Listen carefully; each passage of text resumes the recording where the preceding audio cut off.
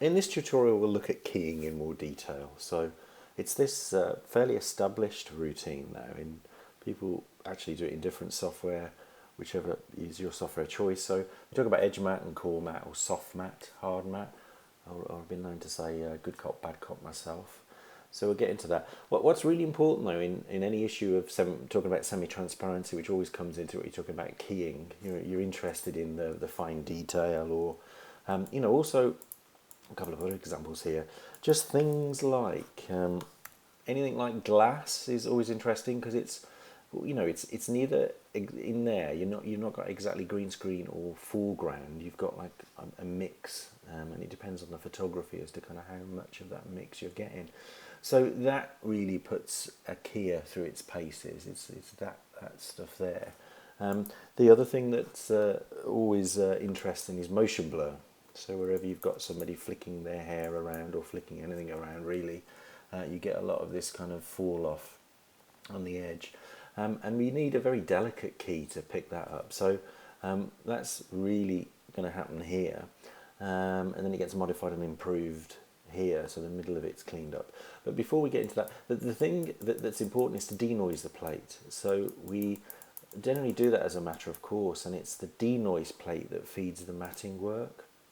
So in Nuke we've got actually a denoise operator, and just to show you what it does here. So that's just coming across, by the way, from the actual raw plate. We just call it the raw plate, meaning that it's not really had anything done to it. It's straight from the camera, and we're working with that. This is from the Red Dragon camera that was used on this shoot. So it's a good camera, very high-end camera, and you'll see that it still is giving us a little bit of noise. We'll always see the most noise in the blue channel. We always get noise in blue. If I switch off. So red, not too much. Green's difficult to see because it's a green screen. It's very bright in the green channel. But there you go. There's blue channel, and that's a noisy look. So the denoise process, that's what it does. What's really good about Nuke's one, and what we want, we wouldn't want anything else other than keeping the image detail and removing the noise. So the very fine details intact. Look, if it was destroying that and removing that, then we'd kind of be in trouble. So there you go. That's a good result. So that has then been rendered out and then has brought back in. And the reason that we do that is it can be a bit processor intensive. So this is what compositors call pre-rendering. So anything that we usually pre-render off and bring it back in again, and that lets us be sort of nimble, and build processes and do all the things that we do on stuff that's going to run in the computer a bit quicker. So that's that. It's just been brought in again. I shall get rid of these, make it a bit easier to see. So, and then that denoise plate's feeding all the keying, as I said.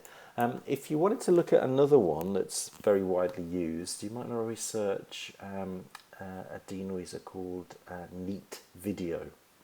That's a good one. Have a look at that one as well. So what we're going to talk about is this side first. So we're using Keylight. Other keyers are available. There's quite a few of them in Nuke. Keylight's popular because it's really good for picking up the fine detail.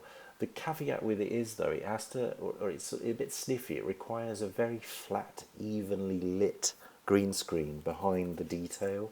If you don't have that and it's uneven, then you have to drive the keying tools really hard to do their stuff. And if that's happening, you're going to get a very hard, crunchy mat, which lacks the detail. So try to, if you're wanting, especially if you want a detail, and Keylight's a good tool for that, it's important that you have an even green screen. Now, there are processes that can even out green screens, but it's really better to shoot with that in mind in the first place. So I shall go off to the side just to show you from the top. So grab hold of Keylight.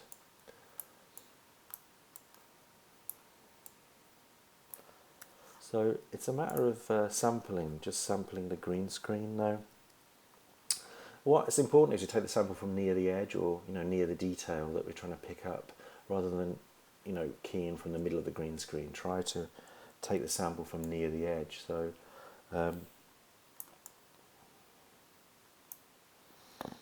might just pull out an average box, which is probably better. So that in that area there, that's going to be okay. So it gives me that result. Not too bad. Look, it's got good detail. We've got lots of those little fine strands of hair. We want to try to get the backing, the black background there, a bit denser, so it doesn't have this grey in it. So some people do this within the keyer, actually. If you open Screen Matte, you've got Clip Black that does it. You've got to keep your eye though. Be really careful not to make, not to lose the detail. Get the matte crunchy look. It's easy to do that. You can do it there, or my preferred way of working is to put a grade note, just because it's this kind of tweaking, sort of strengthening the matte function is then separate. So with grade, you have to flick it over to alpha, so it's just grade in the alpha, and the black point slider does the same thing. Look. If we were concerned about losing, like chopping off the fine detail, we might want a garbage matte and put in a separate matte, kind of, or separate roto mask that takes care of the background. But you can see the idea. It's just getting rid of the grey in the background. The grey in the front, you could sometimes, it's possible to do a bit of that, but not too much. Generally not. You see what happens if I do it on the front look. So the white point does the middle, but then I know and I can rely on my core matte to do the middle. So don't really need to do that too much, if at all. So I'm going to leave it. Now, that's pretty much it. We use this clamp to stop, when we've graded, to stop the chance of the blacks going negative and the whites going above 1, because that causes problems. If you get very big numbers, it causes problems later on. So there's a clamp that you put in. I've already got one in there, but just to show you, that goes in there. And then shuffle's just a utility thing, don't need to worry about that. So that's us kind of pretty much for now done for the soft matte. So what we need to keep doing is checking back to the plate. It's important to do that. Always check that that what you've got has got at least pretty much, trying to get as the same amount of detail. You can't always, but get as close as you can the amount of detail in the plate in your matte look. So lots of that goes on. Just keep checking back to the plate. Trying to get that detail in there is important. So that's that done. Okay. And then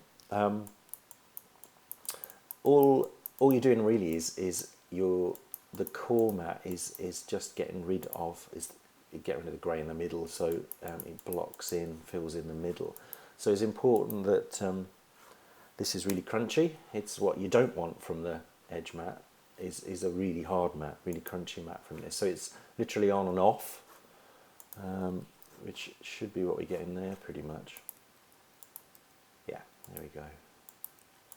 When it gets graded there, it's very, very hard. The clamp, as I've explained, there again. But the dilate out is a strange one to describe. That's just like filling in any holes. You may have a couple of little holes that are giving you sort of problems. So we just pushed out a bit, and then it's ubiquitous and the done thing to obviously come in, because we don't want this hard matte overstepping the soft matte. So it should be right in there, look. And usually just feathering in, so you're softening in, gives you a better blend of core and edge matte. So think of, in a way, if you were doing this in layering, this is how you'd have to do it, but think of it in this as well, as the core matte sitting on top of the edge matte. So you get the best of both worlds then. You get all the edge detail and none of the grey in the middle. I'll exaggerate the gamma. This is gamma slamming, just to test the matte. Anything I do in Nuke in the viewer doesn't affect the actual processes, it's just to help me see. So there I really exaggerated it. And you can see the classic problem with the edge matte, you get this grey in the middle, which the core matte takes care of. So yeah, that's it all put together. And then that's finished. So that's pretty much keying. There is one other thing to actually add in, and it's just by way of describing that, often you still need to do other things. Like examples are where you have a very defocused edge, quite common to kind of make that by hand by tracking in a mask onto the edge and then softening out to reform the defocused edge. And sometimes keying areas of a shot separately and mixing different edge keys together, or split keying it's called, is done. But you often have, bits of masks tracked in to clean up or to give you kind of a control over one specific edge. So an example of that in this, it might be, and I think in the end this would come about from me putting all the colour in and finishing the shot. I might then decide that my hair, for example, wants just a bit more strength. It's very soft actually there, so a very good sort of addition to this, to just sort of strengthen it and punch in a bit more kind of solidity just in those very fine hairs, is to what people call channel keying. This is really Luma keying on a single channel. Luma key is just brightness difference keying, makes a matte from brightness difference. So what's good is to already start to key from a channel that's got a lot of brightness difference in it to begin with. So if I come from there and have a look, then it's going to be green because obviously it's a green screen, I think. But we can have a look. Red, there's a difference. Red, blue, and then greens. Kind of a good channel to key from. So in Nuke, it's just get the channel keyer from the keyer, and we want to be going to the green keyer. That's just like green channel Luma key. So green channel key, as that would be called, and then we look at the alpha that's been made. I mean, already that's sort of, without doing anything, is a start. But if I just crank kind of down, this is the same really. It's black point again, as we looked at with that grade operator there, and it's just making wherever I'm setting this A slider, it makes that 0. So it makes that like half tone there to 0, and it would be doing the top slider, the B slider, to 1. I'm not going to actually touch the white top slider in this case, it's just the black one. So I want to be having a look. I mean, don't want to go too crazy, not too hard, but I do want to just strengthen, sort of make it a bit more denser, more contrasty really, just to, so let's try around about there maybe. I can always tweak this when I've got everything together right at the end as well. Again, obviously that's the good thing about Nuke, everything's non-destructive, so you can kind of revisit and tune and change things to suit when you're really finally, polishing. So what you have is that mat's the wrong way around. We want to invert, and then we want to just qualify it. So we don't want that happening, that Luma key happening everywhere. We just want it in this specific area. So very, very, again, do this all the time. We would draw a mask to just tell it that we only want the key, this particular key, to be in that area, and we just hook that up through a mask over. So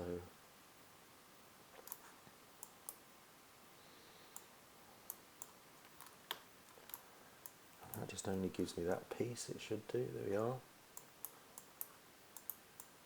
And then that whole thing is then sort of like combined through a screen function in with the existing edge key.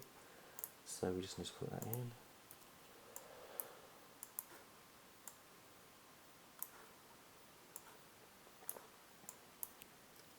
And that's that done. So you can see what it's added, look, it's just kind of like strengthened in the middle of those fine hairs.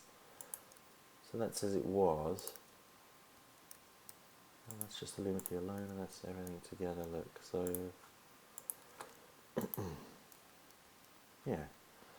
So that's that little addition. Okay, I think that'll help. And that's us done. So just to recap, what have we been looking at here? So there we have it. So just important that we don't usually do everything together. We don't usually key and despill together. We've already mentioned that. Denoising is important though. So this is the split key idea away from spill, but denoising really helps. It stops boiling, and we have one key for fine detail, the edge key, and then we have the core key to fill in any of the sort of grey that edge one gives us. So the core modifies the edge, and very common to track in little pieces as well. Okay, so that's keying done.